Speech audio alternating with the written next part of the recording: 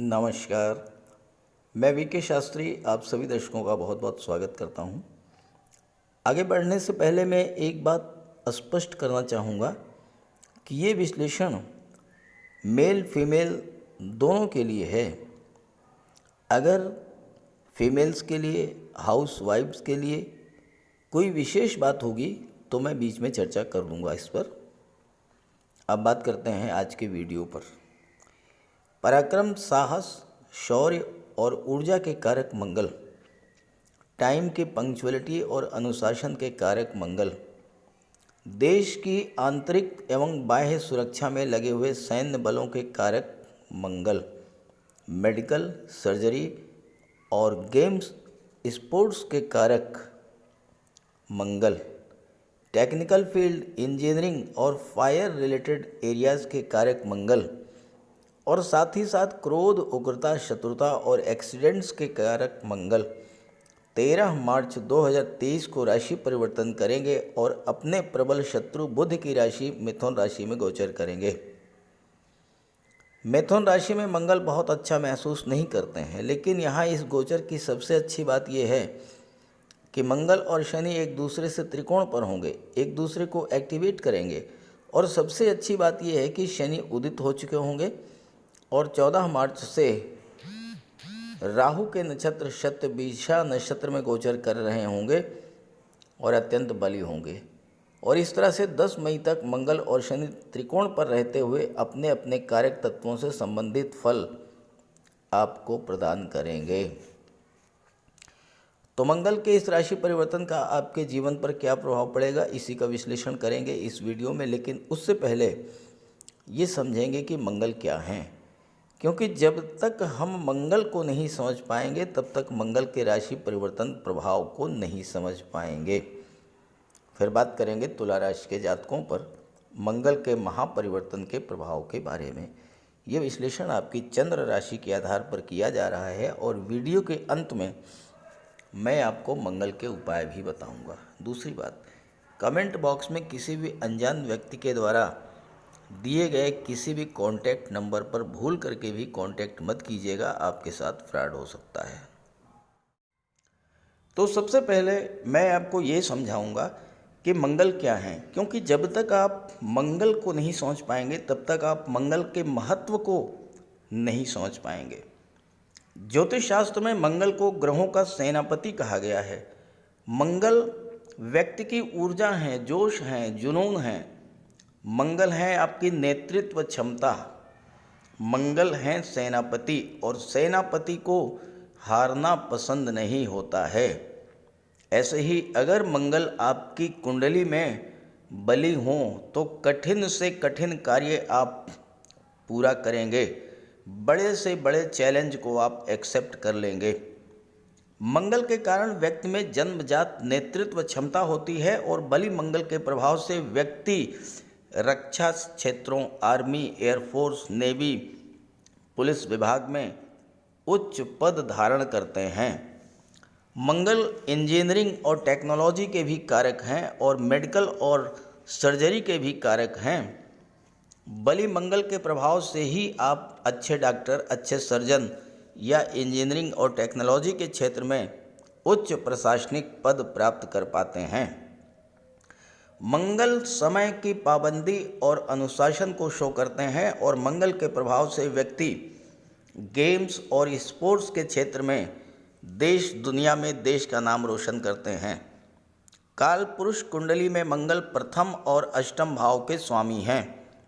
प्रथम भाव यानी लग्न भाव को, जो आपके स्वास्थ्य को दर्शाता है। मंगल को ब्लड का कारक माना गया है। शरीर में जो स्थान ब्लड का है वही स्थान 9 ग्रहों में मंगल का है। और मंगल चूंकि अष्टम के भी स्वामी हैं तो अष्टम भाव आकस्मिक दुर्घटनाओं, सर्जरी, दुख और कष्टों के कारक भी मंगल बनते हैं। अगर आपकी कुंडली में मंगल नीच की राशि में है या कमज़ोर हैं या पीड़ित हैं तो आपके जीवन में एक्सीडेंट्स की प्रबलता को बढ़ा देते हैं। आग और बिजली से खतरे बढ़ जाते हैं। ब्लड संबंधी रोगों का शिकार भी बना देते हैं मंगल। कुंडली के पहले, चौथे, सातवें, आठवें और 12वें भाव में अगर मंगल हो तो मांगलिक दोष भी बनता है। मंगल दोष होने पर व्यक्ति का स्वभाव अत्यधिक तेज, गुस्सैल और अहंकारी होता है। वैवाहिक सुख में कमी आती है और ससुराल पक्ष से संबंध भी खराब हो जाते हैं। वैवाहिक संबंधों में कठिनाई आती है और जीवन में संघर्ष, शारीरिक क्षमताओं में कमी, अल्प आयु और कलह की स्थिति पैदा होती है अगर मंगल कमजोर हों। मंगल पूरे 2 माह के बाद राशि परिवर्तन करने जा रहे हैं। 13 मार्च को मंगल का गोचर शत्रु राशि बुध की राशि में होगा। हालांकि शत्रु राशि में गोचर करते हुए मंगल ज़्यादा सहज नहीं महसूस करते हैं, लेकिन मिथुन राशि में गोचर करते हुए मंगल जिन जिन नक्षत्रों से गुजरेंगे वो हैं मृगशिरा नक्षत्र, आर्द्रा नक्षत्र और पुनर्वसु। पहले मृगशिरा नक्षत्र के 2 चरणों में गोचर करेंगे। मृगशिरा नक्षत्र मंगल का ही नक्षत्र है। इसके बाद आर्द्रा नक्षत्र में गोचर करेंगे। आर्द्रा नक्षत्र राहु का है और इसके बाद पुनः गुरु के नक्षत्र पुनर्वसु नक्षत्र में गोचर करेंगे। तो शुरुआत और अंत दोनों ही कालखंड बहुत अच्छा रहेगा इस गोचर का, लेकिन जब राहु के नक्षत्र में गोचर करेंगे वहाँ पर थोड़ा आपको सावधान रहना होगा। इस गोचर की सबसे महत्वपूर्ण बात यह है कि मंगल शनि से त्रिकोण पर रहेंगे और जब कोई 2 ग्रह एक दूसरे से त्रिकोण पर होते हैं तो एक दूसरे को फुली एक्टिवेट कर देते हैं और अपने अपने कारक तत्वों से संबंधित पूरे फल प्रदान करते हैं। तो इस गोचर काल में मंगल और शनि दोनों ही प्रभावी ढंग से अपना अपना फल प्रदान करने में सक्षम होंगे। तो आइए अब बात कर लेते हैं अलग अलग राशियों पर मंगल के इस गोचर का, इस राशि परिवर्तन का क्या प्रभाव पड़ेगा। तो यह है तुला राशि के जातकों की कुंडली। 13 मार्च को मंगल का गोचर कुंडली के 9वें भाव भाग्य में हो चुका है। शनि पंचम में गोचर कर रहे हैं। सूर्य और गुरु 6ठे भाव में हैं। गुरु 21 अप्रैल को सप्तम में आ जाएंगे। सूर्य 14 अप्रैल को सप्तम में आ जाएंगे और सप्तम में राहु का गोचर है। ये तो है ग्रह स्थितियाँ। पिछले 4 महीनों से 13 नवंबर 2022 से मंगल का गोचर कुंडली के अष्टम भाव में था। अब एक तो अष्टम भाव, दूसरे इसी गोचर काल में मंगल वक्री भी हुए। विगत 4 महीनों में मंगल के कारण तुला राशि के जातकों को जितना अधिक कष्ट झेलना पड़ा होगा उतना अधिक कष्ट शायद ही किसी राशि के जातकों को मिला होगा मंगल के कारण, क्योंकि यहाँ पर मंगल 2nd हाउस के स्वामी हैं और 7th हाउस के स्वामी हैं। 2 भाव ऐसे हैं जो कि मारक भाव कहलाते हैं। दूसरा भाव मारक होता है और 7वां भाव मारक होता है। अब इन 2 भावों का स्वामी स्वयं में अष्टम भाव में जाकर के बैठ जाए, जो कि आकस्मिक घटनाओं का होता है, दुर्घटनाओं का होता है, एक्सीडेंट्स का, सर्जरी का, जो ब्लड का कारक होता है, तो तुला राशि के जातकों को सीधी सी बात है कि बहुत अधिक कष्ट झेलना पड़ा होगा। और अगर ऐसा है तो ज़रूर कमेंट कीजिएगा। देखिए, जब मंगल पीड़ित होते हैं तो चूँकि मंगल पराक्रम और साहस ऊर्जा के कारक हैं तो आपको कमज़ोर बना देते हैं। अब जब व्यक्ति अपने आप को कमज़ोर स्थिति में पाता है तो उसे क्रोध बहुत आता है। और मंगल 2nd हाउस के स्वामी हैं, जहाँ से वाणी का विचार किया जाता है। तो निश्चित रूप से क्रोध आपको छोटी छोटी बातों पर बहुत अधिक क्रोध आया होगा। क्रोध के कारण झगड़े बढ़ते हैं, विवाद होते हैं और कोर्ट कचहरी की नौबत भी आती है। मंगल कमज़ोर होते हैं तो आपके अंदर कार्य करने की क्षमता और ऊर्जा प्रभावित होती है। आपने कोई काम शुरू किया या तो वो काम बिगड़ गया होगा या उस कार्य में इतनी विघ्न बाधाएं आई होंगी, इतना नुकसान हुआ होगा कि आपने वो कार्य ही छोड़ दिया होगा। यहाँ पर गोचर करते हुए मंगल की चौथी दृष्टि धन लाभ के भाव पर पड़ी और सातवीं दृष्टि धन के भाव पर पड़ी। जब स्वयं मंगल पीड़ित हैं तो ना तो पैसा मिला होगा और ना ही धन का संचय हुआ होगा। सेकंड हाउस परिवार का होता है तो परिवार में तनाव की स्थितियां बनी होंगी। सप्तम के स्वामी हैं तो दाम्पत्य सुखों में कमी आई होगी। अचानक से चोट चपेट, एक्सीडेंट हो जाना, हाई ब्लड प्रेशर, बार बार बुखार आना, गुर्दे में पथरी, ये सब शिकायतें हुई होंगी। इसके अलावा मंगल के कमजोर और पीड़ित होने के कारण गर्भवती माताओं को विशेष कष्ट हुआ होगा। हालांकि सबके साथ ऐसा नहीं हुआ होगा, लेकिन जिन जिन जातकों के साथ ऐसा हुआ हो वो कमेंट करके ज़रूर बताएं। और इससे अलग हट करके भी कुछ अगर किसी के जीवन में हुआ हो तो वो भी कमेंट करके बताइएगा। अब आइए बात करते हैं 13 मार्च से 10 मई के ग्रह गोचर के बारे में। तो ये है तुला राशि के जातकों की कुंडली। मंगल आपकी कुंडली के नवम भाव भाग्य भाव में गोचर कर रहे हैं। इस गोचर की सबसे अच्छी बात यही है कि मंगल अभी तक अष्टम भाव में गोचर कर रहे थे और अब अष्टम से निकल करके नवम भाव में गोचर करेंगे। एक अत्यंत खराब भाव से निकल करके एक अत्यंत शुभ भाव में, त्रिकोण के भाव में, भाग्य के भाव में जब मंगल गोचर करेंगे, भले ही अभी भी मंगल दूसरे भाव के और सप्तम के स्वामी रहेंगे, लेकिन दूसरे भाव के और सप्तम भाव के शुभ फल भी अब आपको प्राप्त होंगे। अब देखिए क्या होगा।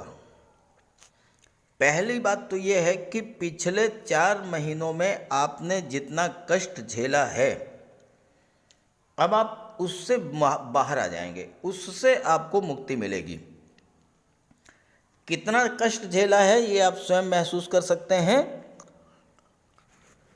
और कमेंट जरूर कीजिएगा आपके साथ जो जो परेशानियां आई हों, क्योंकि तुला राशि के जातकों को सर्वाधिक कष्ट मंगल की वजह से ही मिला होगा। अब भाग्य भाव में मंगल में है, नवम भाव अत्यंत शुभ भाव है और इसमें गोचर करते हुए मंगल आपको अत्यंत शुभ फल प्रदान करेंगे। नवम भाव भाग्य का, धर्म का, पिता का और गुरु का होता है, लंबी यात्राओं का होता है, उच्च शिक्षा का होता है। मंगल शनि से त्रिकोण पर हैं। भले ही मंगल और शनि एक दूसरे के शत्रु हैं, लेकिन यहाँ पर नवम पंचम का योग बन रहा है। शनि से पंचम पर है मंगल, 1 2 3 4 5, और मंगल से नवम पर है शनि। तो दोनों ही ग्रह इस समय एक्टिवेट होंगे। जब एक्टिवेट होंगे तो अपने अपने कारक तत्वों का फल आपको प्रदान करेंगे।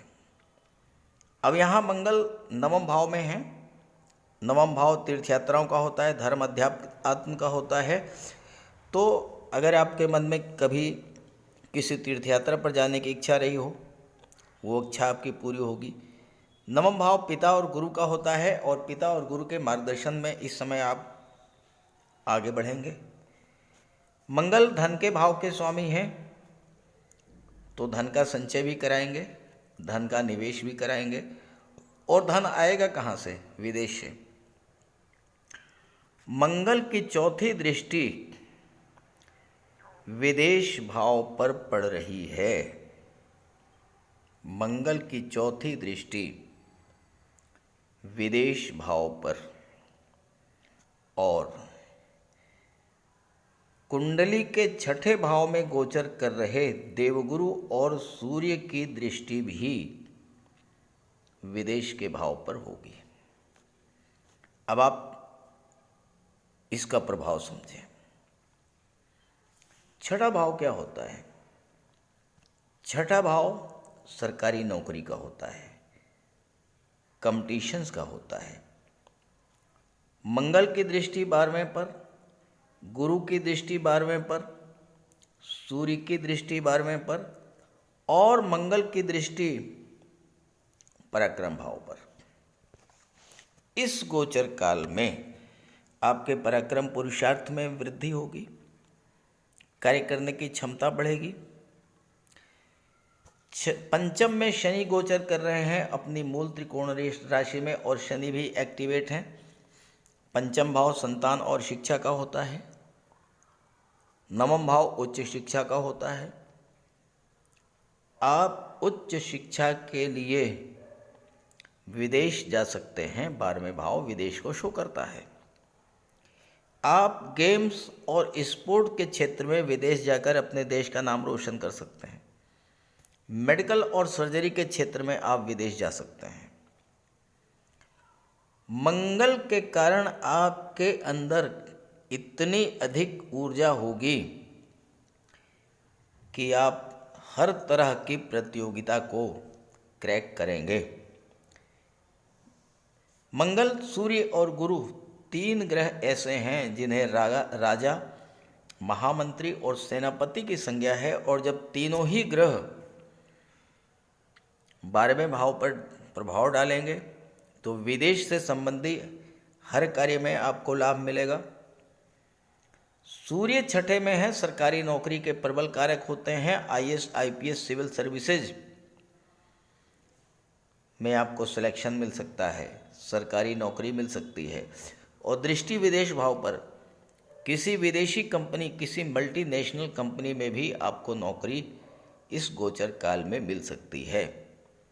और या फिर देवगुरु के प्रभाव से आप counsellor, legal adviser, financial adviser या कथाकार, धर्मगुरु, पुरोहित, इस तरह से भी आप धन का अर्जन कर सकते हैं।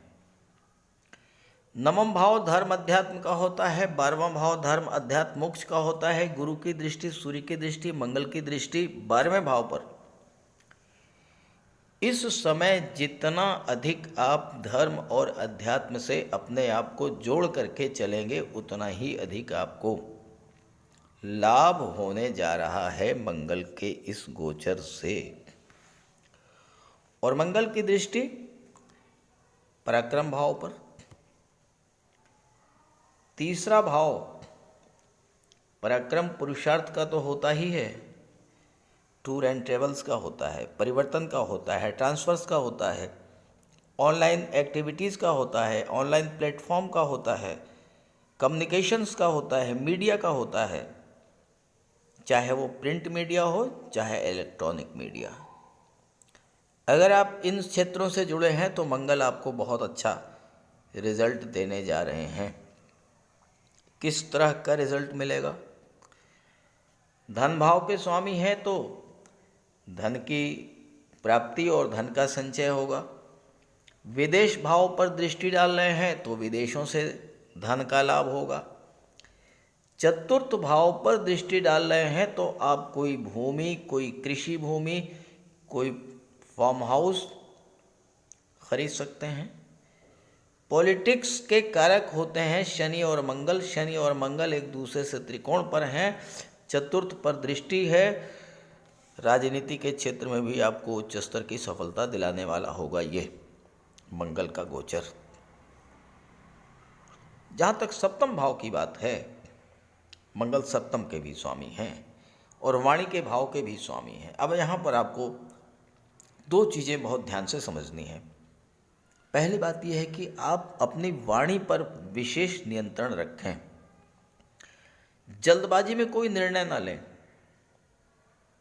क्रोध से बच करके रहें, उग्रता से बच करके रहें, तो सप्तम भाव के भी अच्छे रिजल्ट्स आपको मिलेंगे। लेकिन अगर आपने क्रोध और उग्रता पर काबू नहीं पाया तो दाम्पत्य जीवन में कटुता, कलह जरूर बढ़ेगी।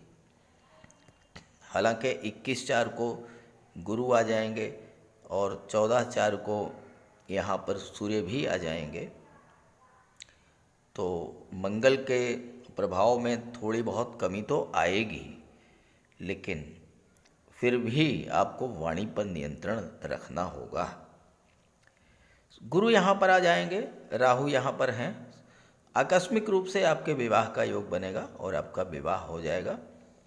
लेकिन लव रिलेशंस के मामले में आपको बहुत केयर करनी होगी।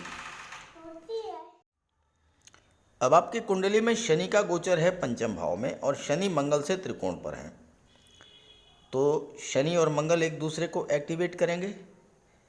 देखिए, मैं वीडियो तो मंगल के राशि परिवर्तन पर बना रहा हूँ, लेकिन केवल मंगल अकेले ही आपके जीवन को प्रभावित नहीं करेंगे। और भी ग्रह जिनका मंगल के साथ संबंध बन रहा है, उन ग्रहों का भी प्रभाव आप पर पड़ेगा। और इसलिए किसी भी वीडियो को विश्लेषित करते समय समग्र रूप से सभी महत्वपूर्ण ग्रहों को कंसीडर करते हुए किसी रिजल्ट की, किसी फल की प्रेडिक्शन किया जाता है। तो अब शनि मंगल से त्रिकोण पर हो गए। शनि चौथे भाव के स्वामी हैं, पांचवें भाव के स्वामी हैं और पंचम में गोचर कर रहे हैं अपनी मूल त्रिकोण राशि कुंभ राशि में। लग्न से पंचम में होने के कारण शनि की पनौती शुरू होती है। ये मैंने शुरू में भी बताया है आपको पिछले वीडियोस में। हालांकि शनि अशुभ फल तभी प्रदान करते हैं जब शनि स्वयं में कमजोर हों, लेकिन 14 मार्च से अगले 1 वर्ष तक शनि अत्यंत बलवान स्थिति में रहेंगे, क्योंकि शनि का गोचर राहु के नक्षत्र शतविषा नक्षत्र में 14 मार्च को होने जा रहा है। जब शनि बली होंगे तो पनौती का आप पर कोई विशेष प्रभाव नहीं पड़ेगी। दूसरी बात, तुला राशि शनि की उच्च की राशि होती है और अपनी उच्च की राशि के लिए शनि कोई नेगेटिव फल नहीं देंगे।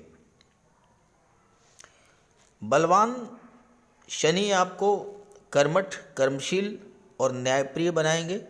शनि आपकी परिश्रम करने की क्षमता में वृद्धि करेंगे, आपको धैर्यवान बनाएंगे और जीवन में स्थिरता बनाकर रखेंगे। चूँकि पंचम भाव पूर्व संचित कर्मों का भी होता है, तो यहाँ पर शनि आपके पूर्व संचित कर्मों को जागृत करेंगे, उसी के अनुरूप आपको फल भी देंगे। इसलिए आपको शनि का विशेष उपाय भी करते रहना होगा। पंचम भाव शिक्षा का होता है। छात्रों को इस गोचर काल में विशेष परिश्रम करना पड़ेगा। हालांकि सफलता के भी विशेष योग बनेंगे, क्योंकि छठे भाव में वर्तमान में सूर्य और गुरु का गोचर है और छठे भाव के स्वामी स्वयं देवगुरु बृहस्पति हैं, जो अत्यंत शुभ फल देते हैं। तो परिश्रम के साथ साथ सफलता भी आपको प्राप्त होगी। राहु का प्रभाव भी रहेगा शनि पर, और राहु आकस्मिकता के कारक होते हैं, इसलिए अचानक से प्रतियोगी परीक्षाओं में सफलता भी मिलेगी। चूंकि गुरु छठे भाव के स्वामी हैं, किसी भी तरह की कंपटीशन हो, चाहे शिक्षा के क्षेत्र में, नौकरी के क्षेत्र में, व्यापार के क्षेत्र में, आप अपने प्रतिद्वंदी को पराजित करेंगे। यहाँ पर गुरु आपकी इंट्यूशन पावर को भी बढ़ाएंगे। पंचम भाव संतान का होता है और यहाँ पर शनि है, तो शनि संतान प्राप्ति को विलंबित कर सकते हैं। शनि की दृष्टि सप्तम पर पड़ेगी। यहाँ पर राहु का गोचर है। सूर्य 14 अप्रैल से यहाँ पर आ जाएंगे, 1 माह तक सूर्य रहेंगे और 21 अप्रैल को गुरु आ जाएंगे और पूरे 1 वर्ष तक सप्तम में गुरु रहेंगे और शनि की गुरु पर दृष्टि पड़ेगी। शनि सप्तम में दिग्बली होते हैं। बलवान शनि के प्रभाव से आप कैरियर के शिखर पर पहुंचने का प्रयास करेंगे और सफल भी होंगे। व्यापार के क्षेत्र में भी उच्च स्तर की सफलता मिलेगी। शनि आपको उच्च प्रशासनिक पद भी दिला देंगे। हालांकि फैमिली लाइफ के लिए शनि ज़्यादा अच्छे नहीं होते हैं, लेकिन यहाँ पर देवगुरु का गोचर है और जो संतान, विवाह और धन के कारक होते हैं, धर्म और सत्कर्म के कारक होते हैं, तो आपका विवाह भी करा देंगे, संतान की प्राप्ति भी हो जाएगी और पारिवारिक जीवन में कोई बड़ा विवाद नहीं होगा। शनि 4th हाउस के भी स्वामी हैं और राहु शनि के प्रभाव से अचानक आपको भूमि, भवन, प्रॉपर्टी, वाहन का लाभ प्राप्त होगा। कोई पैतृक संपत्ति का विवाद था वो भी समाप्त होगा। हालांकि परिवारजनों के बीच में गलतफहमी, तनाव की स्थिति तो बनेगी। इसके लिए आप मंगल का उपाय कीजिएगा। राजनीति के क्षेत्र में सफलता देने वाला होगा ये गोचर मंगल का। अब बात करते हैं मंगल के उपायों पर। मंगल का सबसे बड़ा उपाय है बजरंगबली की उपासना करना। आप बजरंगबली की उपासना कीजिए, बजरंगबली के मंदिर में जाइए, उनके चरणों का सिंदूर अपने मस्तक पर धारण कीजिए, साथ ही साथ हनुमान चालीसा का पाठ कीजिए, बजरंग बाण का पाठ कीजिए। मंगलवार के दिन अगर आप व्रत रख सकें तो मंगलवार का व्रत रखिए।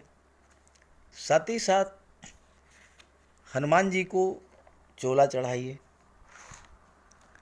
मंगलवार के दिन स्नान करने के जल में लाल चंदन या लाल पुष्प डालकर स्नान करें। स्नान करने के बाद लाल रंग के वस्त्र धारण करें। अगर नहीं कर सकते हैं लाल रंग के वस्त्र धारण, तो कम से कम एक लाल रुमाल अपनी जेब में जरूर रखें। मंगलवार के दिन मंदिर में जाएं, बजरंगबली के लड्डू का भोग लगाएं और गरीबों में बांट दें। घर की दक्षिण पश्चिम दीवार पर उड़ते हुए हनुमान जी का चित्र लगाएं।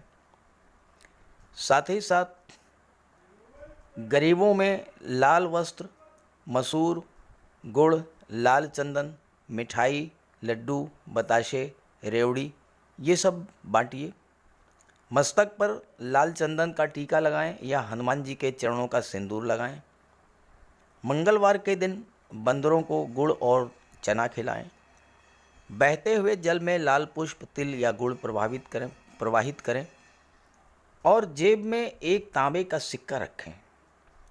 साथ ही साथ अगर आप मंगल के ये उपाय कर लेते हैं तो राहु भी नियंत्रित हो जाएंगे और शनि भी नियंत्रित हो जाएंगे, क्योंकि बजरंगबली की उपासना करने से राहु, मंगल और शनिदेव तीनों का ही उपाय हो जाता है। इसके अलावा एक चांदी की छोटी सी ठोस गोली चाहे आप जेब में रखें या चेन में पहन लें या ब्रेसलेट में लगा लें। अपने बैग में मोरपंख रखें और घर में भी मोरपंख लगा लें। मेन डोर पर, कार्यस्थल पर भी मोरपंख रखें, तो इससे राहु आपको परेशान नहीं कर पाएंगे। तो ये सब उपाय बहुत आसान हैं। सुंदरकांड का पाठ कीजिए, बजरंग बाण का पाठ कीजिए, हनुमान चालीसा का पाठ कीजिए। ऐसा कोई उपाय नहीं है जो आप नहीं कर सकते, और आप इन उपायों को कीजिए, फिर देखिए आपको कितना बड़ा लाभ मिलता है। नमस्कार।